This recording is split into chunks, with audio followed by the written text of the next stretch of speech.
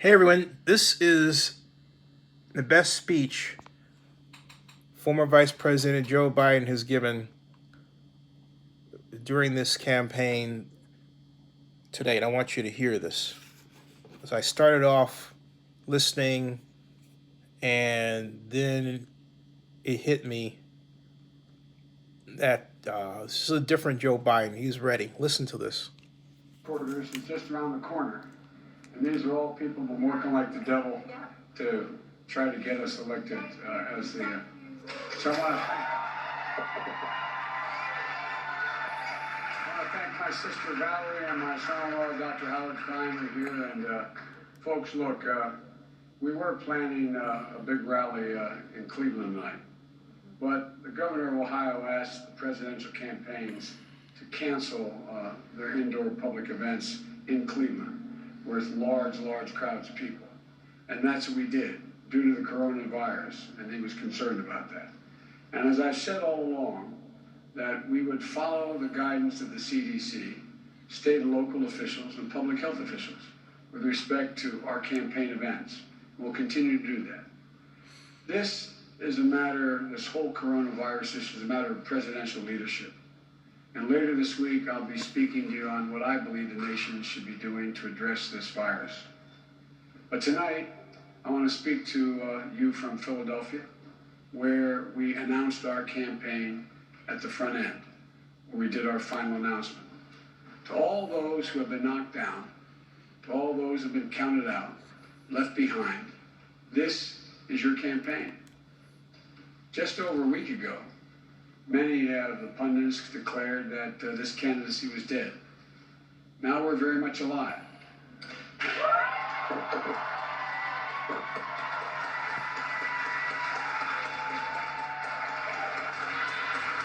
although there's a way to go, it looks like we're going to have another good night.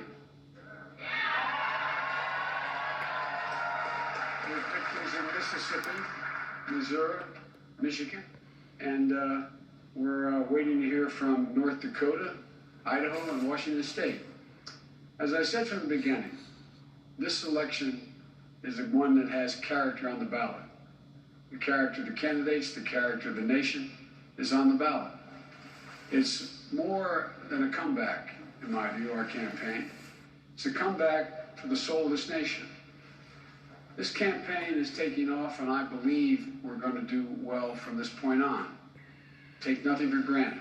Want to earn every single vote in every single state.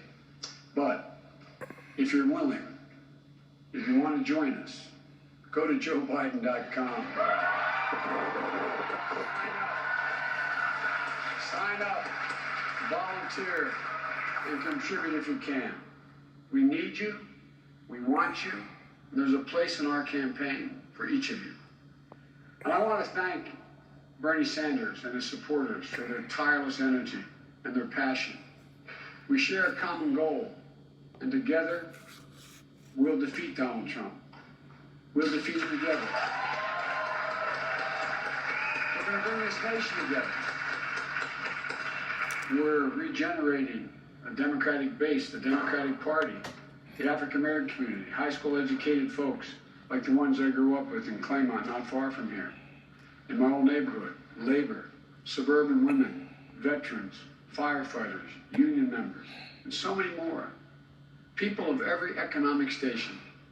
The poor who are struggling, and they are struggling in this environment. The middle class worries about whether or not they're going to be able to hang on and stay there, maintain their economic security. They're the reason Jill and I got involved in this campaign in the first place. And they're the reason why I became a Democrat so long ago.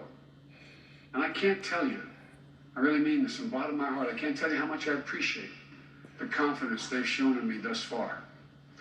And the way they turned out to vote for me. In my first campaign, when I was a kid, a long time ago, I had a billboard that said one thing on it. Had a picture of my wife and children, and it said, "For all our families." That's all it was. For all our families. That included Democratic families, families of independent voters, Republican families, everyone of every stripe, for all our families. And look, that's what we were able to accomplish in South Carolina. That's what we did on Super Tuesday. And it appears, although it's a little premature, it appears that's what we're able to do tonight.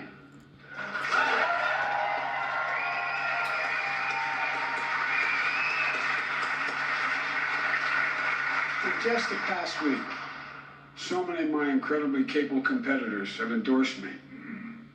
Mayor Pete Buttigieg, Amy Klobuchar, Beto O'Rourke, Mike Bloomberg, Cory Booker, and Kamala Harris. Together we're bringing this party together. That's what we have to do. Tonight, we are a step closer to restoring decency, dignity, and honor to the White House. That's our ultimate goal.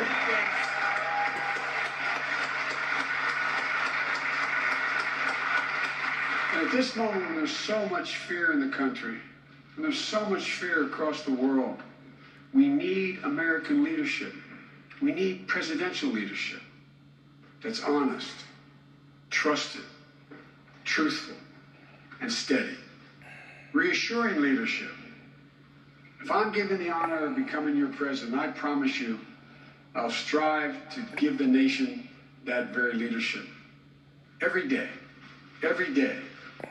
I have a privilege to hold office. That's the reason why I'm running for president. I believe we're in an incredible moment in American history, a phenomenal opportunity to deliver a bold, progressive vision to the American people, guaranteeing that every American has health care, affordable health care, total health care, not a privilege but a right.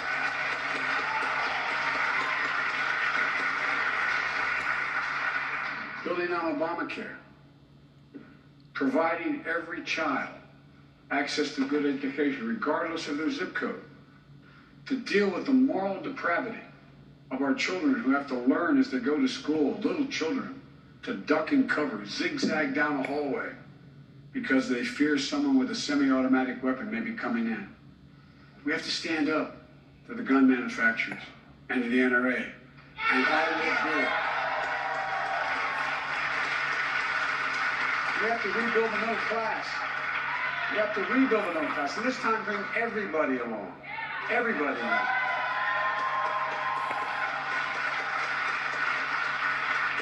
And my fellow Americans, we have to once again lead the world. Donald Trump's America First policies made America alone. You know, in the fight against climate change, we have to rally the rest of the world to act, and act now. Rejoin the Paris Climate Accord on day one. Make it clear to our allies that we'll honor our commitments, that our word can be trusted. And make clear to our adversaries that we will stand fast in restoring world order. That's the American responsibility. Tonight, I'm speaking from the National Constitution Center, not far from where two of the most important documents in all of history were written. The Declaration of Independence. We hold these truths to be self-evident. Those words became the American creed known around the world. The U.S. Constitution, we the people. These words literally changed the world. We've never fully lived up to the promise of either of those documents, but we've never ever before walked away from them. They're a reminder of what's at stake in this election. Our very democracy is at stake in this election. They said from the moment I announced not far from here that I believe we're in the battle for the soul of this nation. With Donald Trump as president, our core values, our standing in the world, our very democracy, everything that has made America America is truly at stake. I believe this nation can overcome 4 years of Donald Trump, but given 4 more years, if we're ever and fundamentally change the very character of this nation. We can't let that happen. But winning means uniting America, not sowing more division and anger. It means having a president who not only knows how to fight, but knows how to heal. It means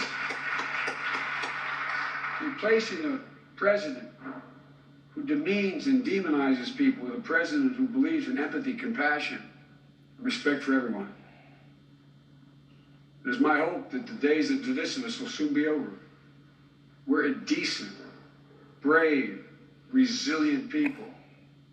We are better than this moment we're in. What we have to do, we just need to remember who we are. This is the United States of America. There's not a single thing we cannot do if we do it together. We're on close to the eve of St. Patrick's Day. I'm thought of a quote. Some of you heard me quote many times. A fellow that I admired very much who passed away not long ago, a poet named Seamus Heaney. He wrote a poem called The Cure of Troy. Here's what he said in one stanza. He said, history teaches us not to hope on this side of the grave, but then, once in a lifetime, that longed-for tidal wave of justice rises up, and hope and history rhymes. I truly believe it's within our power, for the first time in a long time because of what's happened in the past 3 years, the power to make hope and history rhyme. That's what we're going to do. God bless you all, and may God protect you. Wow, that All right, so there he is. That- Joe Biden, he's the winner in these first three states. I have to say, to go, but folks, that was the best speech I have ever heard Joe Biden give in my life. That includes speeches through the run-up to the 2008 Democratic presidential election, the primaries, 2012 campaign for re-election, and 2016, and then now. I have never heard Joe Biden give a speech that was, in his way, the perfect mixture of leadership, history, strength, character, compassion, and intelligence in equal measure. That's no mean trick. I don't think this is going to be the last time we see that Joe Biden. I think winning and being affirmed triggered something. He's ready. He's ready to be president. Subscribe to Zenny62 on YouTube and bookmark oaklandnewsnow.com.